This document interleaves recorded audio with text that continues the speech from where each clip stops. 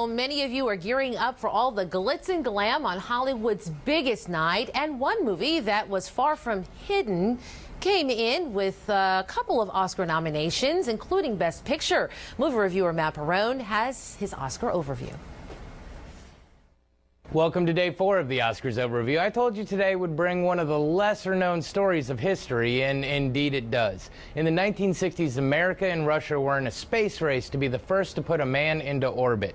NASA had to come up with figures and calculations that hadn't been thought of or discovered yet, and here's my take of 3 key women in the space program that you've never heard of in Hidden Figures. Our movie begins in 1961. Our 3 heroines, Katherine G. Johnson, Dorothy Vaughan, and Mary Jackson, played by Taraji P. Henson, Octavia Spencer, and Janelle Monáe, respectively, are broken down on their way to work. A police officer stops to interrogate them, and upon discovering that they work for NASA, immediately gives them a hand and an escort to the facility, because we all have to join together to beat the Russians. At their job, the 3 are grouped in a room with other African-American women known as computers. They get sent to the different divisions of NASA where help is needed. Even without the title or the pay, Dorothy acts as a supervisor and assigns the women to their jobs. Katherine, who is an absolute whiz at math, is sent to the room with the greatest minds to try and figure out launch and re-entry numbers. It's a challenge since the math hasn't even been invented yet. Meanwhile, Mary is sent to work with the engineers developing the space capsule. Her supervisors are impressed with her and look to her for ideas and advice. Everyone knows that if she were a white male, she would be one of the top engineers there, so they push her to try and find loopholes for her to be able to get the education needed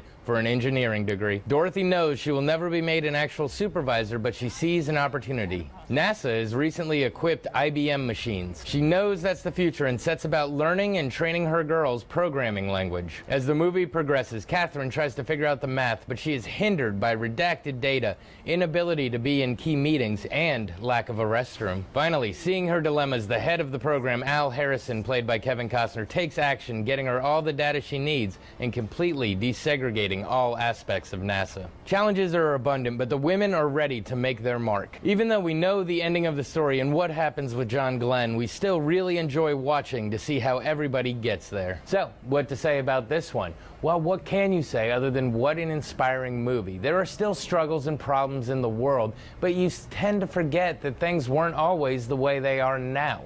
This movie definitely puts into perspective that adage, if you put your mind to it, you can accomplish anything. Not only were these women an integral part of a historic event that was deemed utterly impossible for so long, but they were also able to break down both the race and gender barriers, proving that success is possible and opening the door for countless future generations.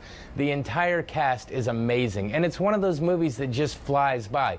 You know, some movies you sit there and feel every minute of the 2-hour runtime, but this one you're sitting there just hoping that it will keep going. What's also nice about this nominee is how uplifting it is, as opposed to a lot of the other nominees this year that just center around sadness. It makes this one a pleasure to watch and also a pleasure to look back on and review. I don't think that this one is going to take home the statue, but it is definitely worthy of the nomination. Well, this has been your Oscars overview. Be sure to come back next week when I start what I call the Big 5. More on that then. Back to you. All right, thanks, Matt. This is actually one that I did see, so agreeing with you, definitely an inspiring movie. Well, it will be a good weekend to either sit inside or maybe go outside instead of sitting in the movies. One last look at your 7-day forecast just on the other side of the break. Stay with us. We're back in a moment.